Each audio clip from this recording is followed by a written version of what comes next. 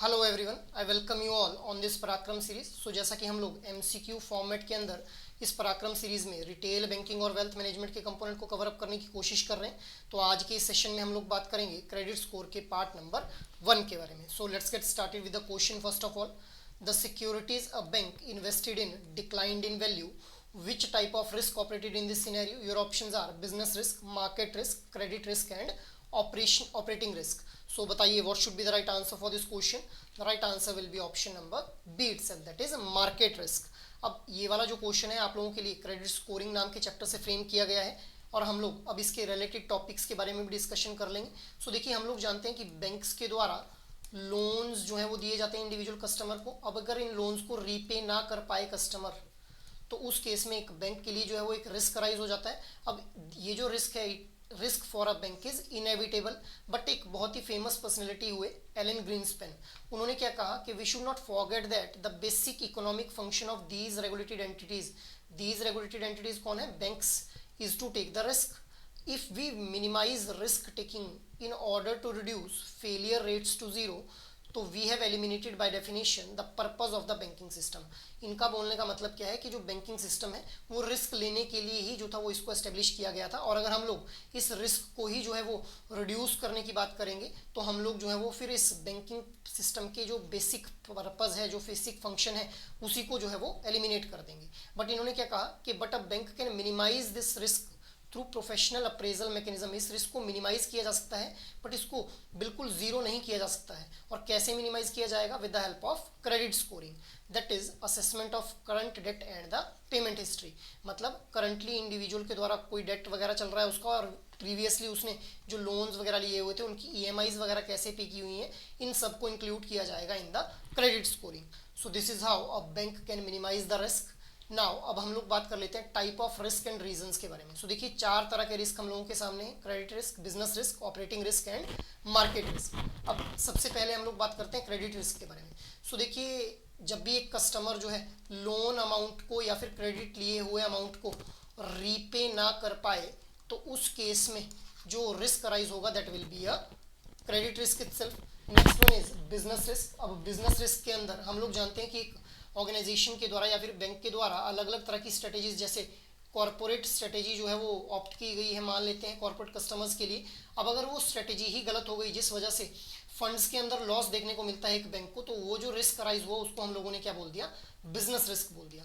इसी तरह से next one is market risk. अब हम लोग जानते हैं कि बैंक के बहुत से ऐसे पैरामीटर्स रहते हैं जो कि मार्केट रेट्स के साथ जो है वो लिंक्ड रहते हैं। अब मार्केट के अगर रेट्स में फ्लक्चुएशन आती है, चाहे वो इंक्रीज हो चाहे वो डिक्रीज हो, उस वजह से अगर किसी भी तरह का लॉस होता है एक बैंक को या ऑर्गेनाइजेशन को, तो उसको हम लोग क्या बोल देंगे?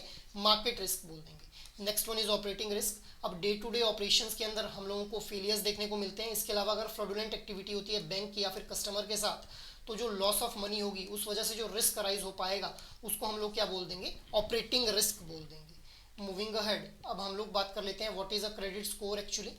सो देखिए, क्रेडिट स्कोर क्या है? It is a statistical analysis of a person's past credit dealings which represents his or her credit discipline. मतलब क्रेडिट स्कोर क्या है? एक स्टैटिस्टिकल एनालिसिस है जो कि एक बैंक को असेस करने में हेल्प करता है कि इंडिविजुअल को क्या लोन दिया जाना चाहिए, और अगर दिया जाना चाहिए तो किस रेट ऑफ इंटरेस्ट के ऊपर जो है वो लोन दिया जाना चाहिए। अब ये जो क्रेडिट स्कोर है, it is generally a 3 digit number which is ranging from 300 to 900 itself, और इसको 4 भागों में कैटेगराइज किया जा सकता है: पुअर, एवरेज, गुड और एक्सीलेंट। अब एक गुड क्रेडिट स्कोर किसको बोला जाएगा? बेसिकली ये डिपेंड करेगा एक इंडिविजुअल बैंक की पॉलिसी के ऊपर। बट जनरली अगर 700 से ज़्यादा का स्कोर रहता है तो उसको हम लोग क्या बोल देते हैं? गुड क्रेडिट स्कोर जो है वो कंसिडर करते हैं। अब आरबीआई के द्वारा कुछ गाइडलाइंस जो है वो इशू की गई हैं रिगार्डिंग दिस सीआईसीज। अब that they need to incorporate all the credit information of consumers and commercials. इसके अलावा from 2017 all credit information companies need to give free full credit report once per year to the individual। मतलब एक साल में हर एक individual को जो है वो एक फ्री फुल क्रेडिट रिपोर्ट जो है दी जानी चाहिए by this credit information companies. So ये कुछ गाइडलाइंस इशू की गई थी आरबीआई के द्वारा। अब हम लोग बात कर लेते हैं एवोल्यूशन ऑफ क्रेडिट स्कोरिंग के बारे में। सो देखिए, पहले हम लोग जानते हैं कि सबसे पहले हम लोग बात करेंगे अर्ली रिटेल बैंकिंग और क्रेडिट इन्फॉर्मेशन कंपनीज के बारे में।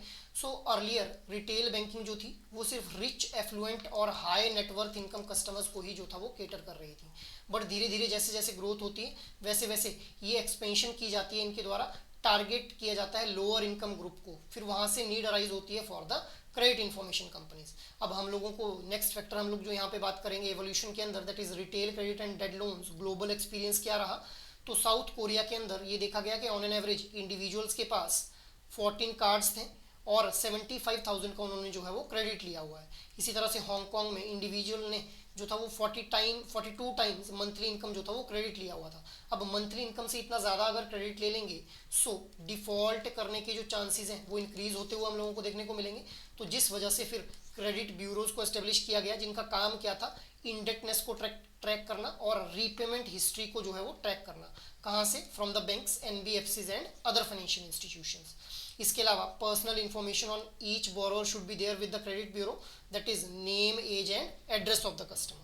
मूविंग अहेड, अब हम लोग बात कर लेते हैं क्रेडिट इन्फॉर्मेशन कंपनीज के बारे में।